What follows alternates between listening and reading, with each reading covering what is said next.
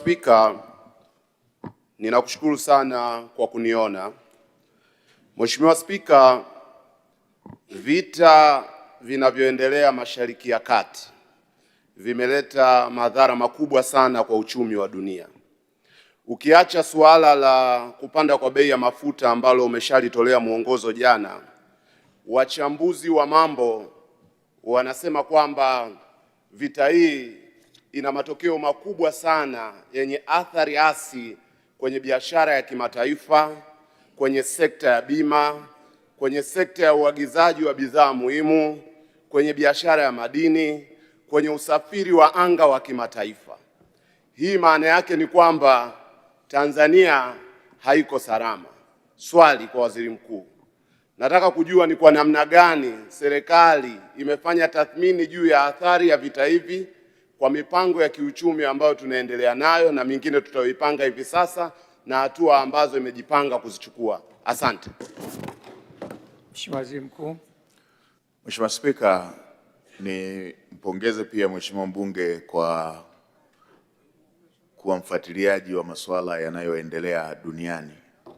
Ni kweli vita vinavyoendelea Mashariki ya Kati na vilivyotangulia huko Ulaya ya Mashariki ni tatizo kwa dunia nzima, itakuwa na madhara kwa dunia nzima. Na Tanzania sio kisiwa, ni nchi ambayo inategemeana, inafanya biashara, inafanya mawasiliano, lakini pia na mashirikiano na nchi zote duniani.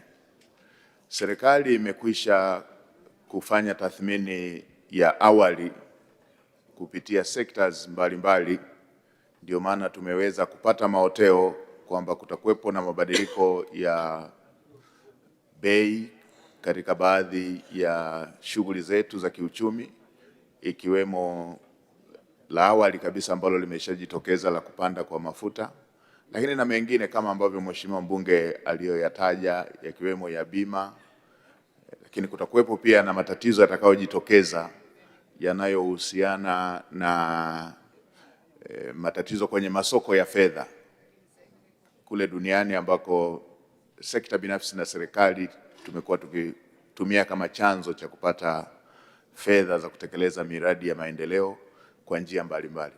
Sasa serikali katika kukabiliana na hilo, moja, tunajua tutahitaji zaidi kama ambavyo Mheshimiwa Rais alikwisha kutoa kauli, tutahitaji zaidi kutumia rasilimali za ndani katika kuweza kuhakikisha kwamba tunatekeleza miradi ya maendeleo ili shughuli za miradi ya maendeleo ziendelee na nchi iendelee kusonga mbele.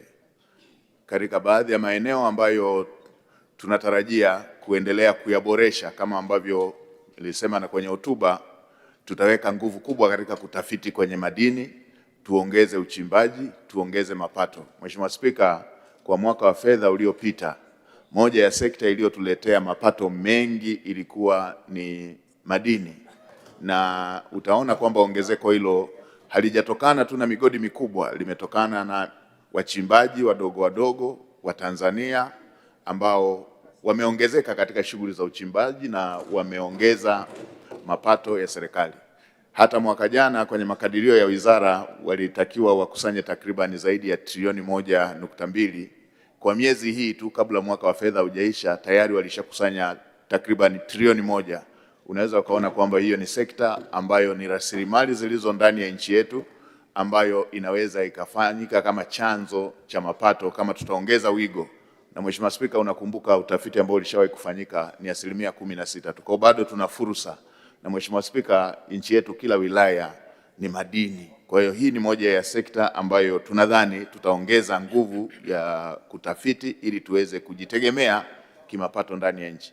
Lakini eneo lingine tunalotarajia kulifanyia kazi ni kubana matumizi.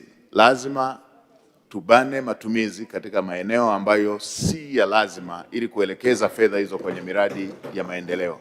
Hii ikiwa ni sehemu ya kukabiliana na hali ya dunia ambayo italeta mtikisiko katika masuala ya kiuchumi. Mheshimiwa Spika, tutafanya tathmini ya kina kwa sababu jambo hili halijakadiriwa exactly madhara yake yataishia lini na jambo lenyewe litaisha lini. Kwa tutafanya tathmini ya kina, na kwa sababu bunge lako linaendelea, tutaendelea kujulishana kuhusu hatua zipi zingine ambazo serikali inatarajia kuzichukua ili kuweza kukabiliana na jambo la aina hii. Asante.